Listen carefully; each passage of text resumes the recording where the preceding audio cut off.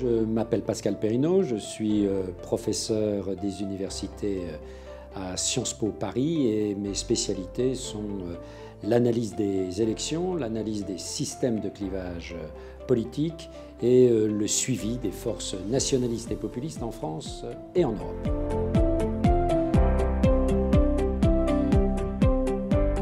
Alors dans la nouveauté, on voit bien qu'il y a aussi un système de clivage ancien, biséculaire, qui est en train de se déstructurer. C'est le clivage gauche-droite, qui est le clivage qui a organisé toute la vie politique pendant 2 siècles, de la Révolution française jusqu'à la fin du XXe siècle. Mais on sentait bien depuis des années que les Français, tout en se sentant de gauche et de droite, étaient de plus en plus mal à l'aise avec ce vieux clivage, en particulier sur des questions importantes, l'Europe, la place de la France dans le monde. Et ce qui a fait la force de l'émergence d'Emmanuel Macron dans la campagne de 2016-2017, c'est qu'il a su incarner un nouveau clivage, qui est un clivage au fond entre des hommes et des femmes qui se retrouvent dans ce qu'on pourrait appeler une société ouverte, au plan économique, au plan politique, au plan culturel, et celles et ceux de l'autre côté qui étaient plutôt derrière Marine Le Pen au second tour de l'élection présidentielle et qui se retrouvent, eux, dans une société qui est une société beaucoup plus de recentrage national, une société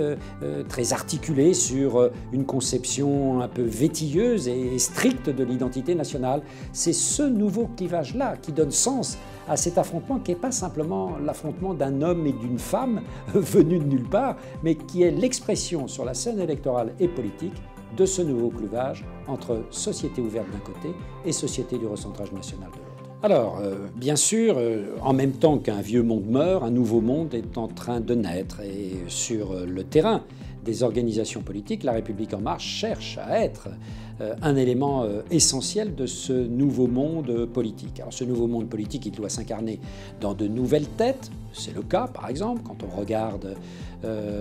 l'exécutif de La République En Marche aujourd'hui, dans de nouvelles têtes quand on regarde, par exemple, les groupes parlementaires de La République En Marche. Et puis, il y a ensuite un nouveau type d'organisation à faire vivre. Alors là, c'est plus compliqué parce qu'on le voit bien dans les tensions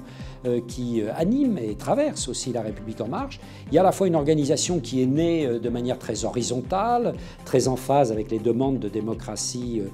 consultative, participative, qui sont fortes dans la population, mais qui, une fois propulsée au pouvoir, découvre la verticalité des institutions de la Ve République et la nécessité d'être aussi un mouvement, un mouvement au service du président.